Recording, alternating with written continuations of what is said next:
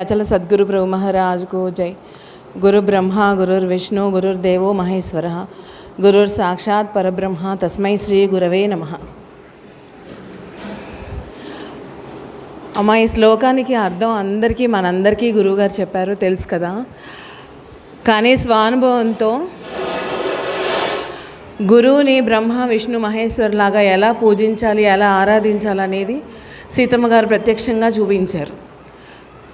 అమ్మగారు ఉన్నప్పుడు ఆడతా పాడతా టైంపాస్ చేస్తూ ఉండేవాళ్ళం, కానీ విలువ ఏదైనా కొంచెం దూరం అయిన తర్వాతే తెలుస్తుంది. తల్లిదండ్రి ఏదైనా చెప్తే పిల్లలు చెయ్యరు, తల్లిదండ్రి చేస్తే పిల్లలు చేస్తారు అని నా తల్లిదండ్రి మాకు నేర్పించారు. ఇక్కడ ఉన్న ప్రతి ఒక్క కుటుంబం అందరికీ ఆదర్శవంతమే. మీరందరూ కూడా విజయత్తయ్య వాళ్ళ నానమ్మ, విజయత్తయ్య వాళ్ళ ఫ్యామిలీ, వాళ్ళ పిల్లలు అందరూ ఇంత గురుభక్తితో ఇంత సేవ చేస్తున్నారు అంటే వాళ్ళు ఎంతో ఆదర్శవంతం. లక్ష్మి ఆంటీ, కుకట్పల్లి లక్ష్మి ఆంటీ, మేము ఊహ తెలిసిన దగ్గర నుంచి ఆంటీ ఇదే మార్గంలో సేవ చేస్తూ ఉన్నారు. వాళ్ళు మాకు ఆదర్శవంతం. తాతగారితో మేము ప్రయాణం చేయలేకపోయినా తాతగారు ఏం చేశారు, ఎలా చేశారు, ప్రతి ఒక్కటి వింటూ పెరిగాం.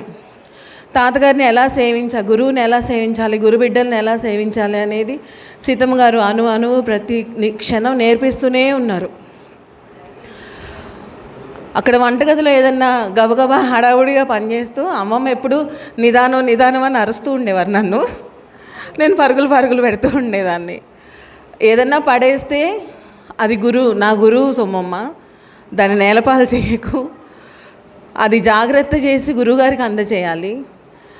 4 వస్తువులు వాడే దగ్గర నువ్వు 2 గురువుగారికి తీసుకెళ్ళాలి అని చెప్పి జాగ్రత్తగా ఉండమని చెప్పేవారు. జాగ్రత్తగా ఉండడం అంటే పిసినారితనంగా ఉండడం కాదండి.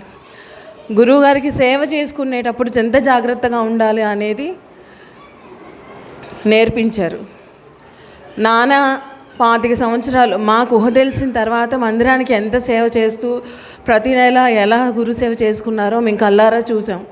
దానిలో పావంతైనా మేము నేర్చుకోవాలి అనుకున్నాం.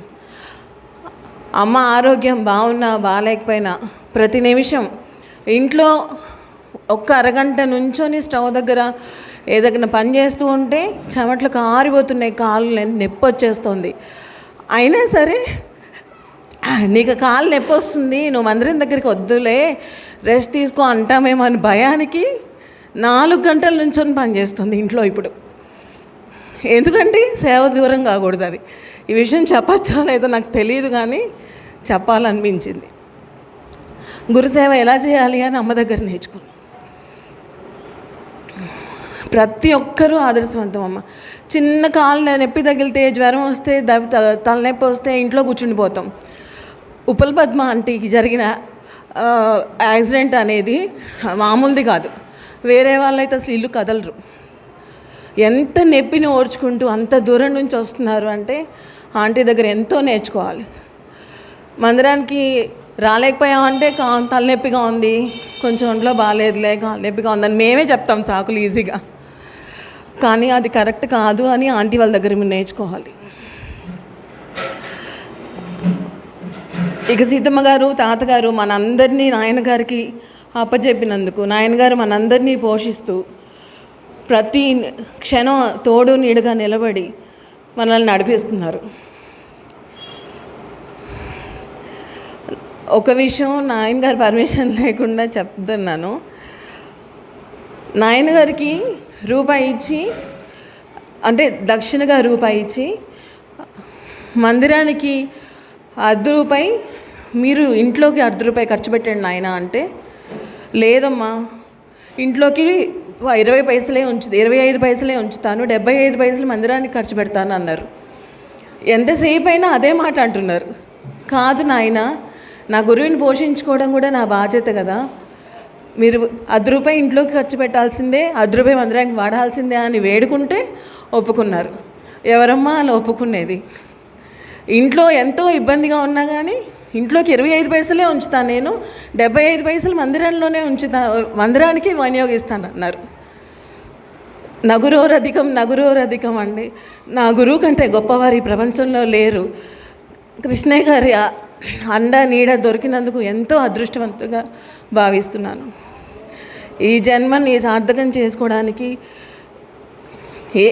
మరుజన్మ ఉంటుందో లేదో తెలియదు, కానీ ఈ జన్మలో సీతమ్మ అయ్యగారికి దత్తత ఇచ్చినందుకు శతకోటి వందనాలు తెలుపుకుంటున్నాను.